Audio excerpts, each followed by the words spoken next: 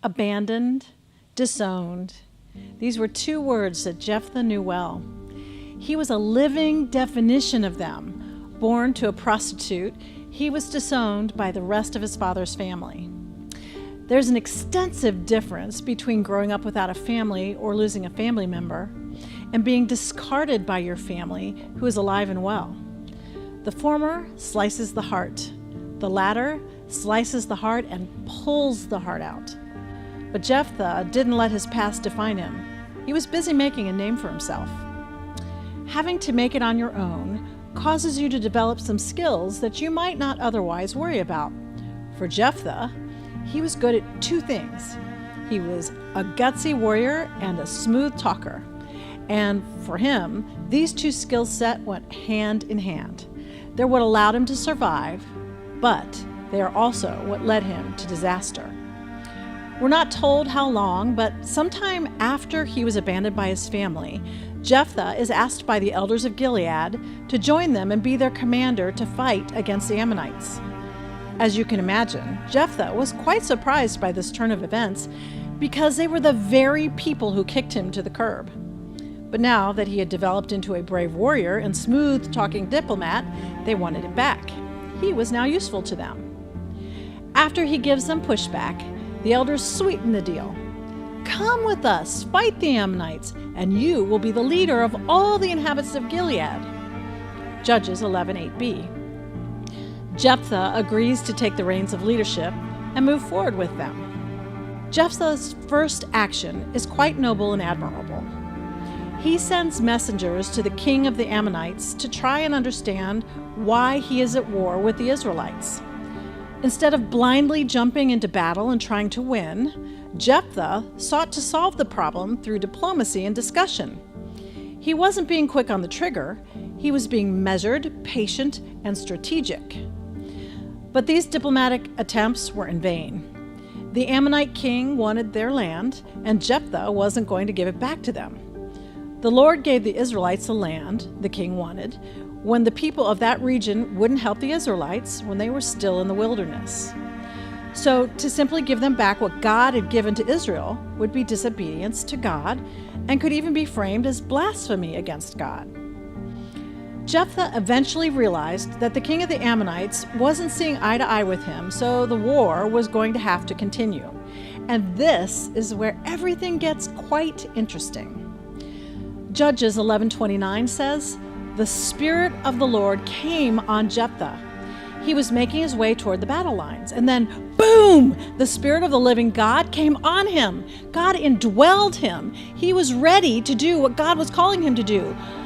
But then Jephthah did what Jephthah did best.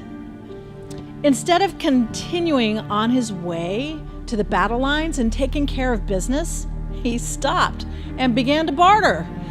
Did he see someone on the roadside who had something he wanted? Did he forget something at home and was trying to hire someone to go and retrieve it? No. He decided he would stop and barter with God. So here Jephthah is, bartering with God. If you do this, I'll do this. Here's the man who has had the Spirit of God come upon him on his way to the battle, and that he is now wanting to ensure victory for.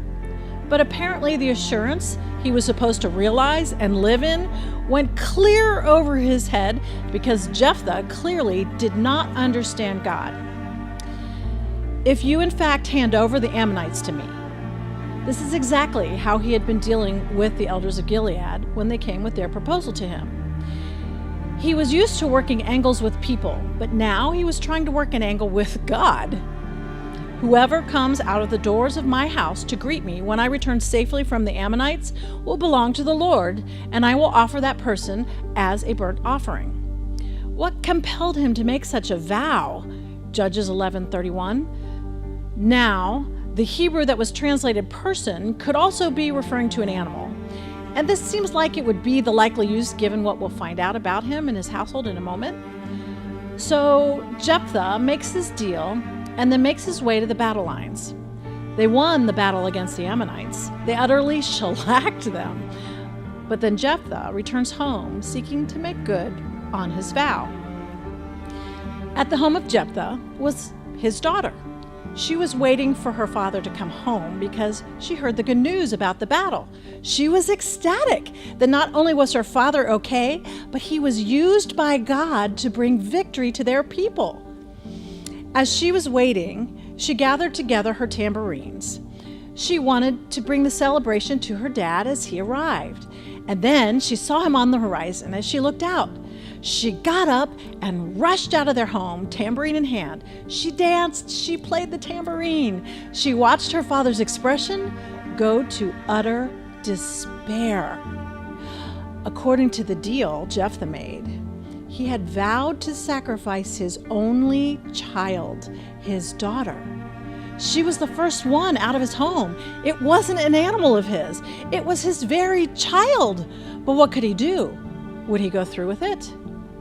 Yes, he did. He sacrificed his daughter. What made him great at what he did ultimately cost his daughter her life. He could have gone forth into battle, encouraged and strengthened by the Spirit of God coming upon him, a sure sign of victory. But he needed more.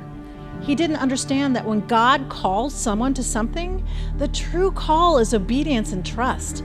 Jephthah had the obedience part down, but trust is what he lacked. Mistrust is what gave him an edge in diplomatic negotiations. It's what allowed him to never settle for a deal that didn't leave him in control. But that same mistrust is what drove him to barter with the King of Kings, the Lord of Lords, the Alpha and the Omega, the God of the universe. Did God still use him? Certainly. But could things have been different? They were supposed to be. But instead, Jephthah's legacy is marked by the death of his daughter. What would Jephthah's life have been like if he had exercised trust in God when the Spirit of God came upon him? What if he told himself that bartering wasn't necessary with God? What if he had simply walked in obedience, trusting that in victory or in defeat, God reigned still? We can only imagine the answers to these questions, but let me encourage you to ask yourself the same kind of questions.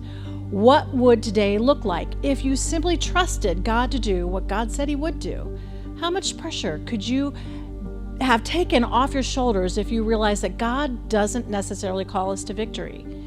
He calls us to obedience.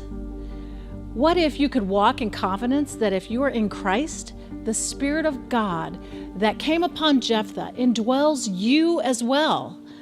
What would it look like to trust God today, tomorrow, forevermore?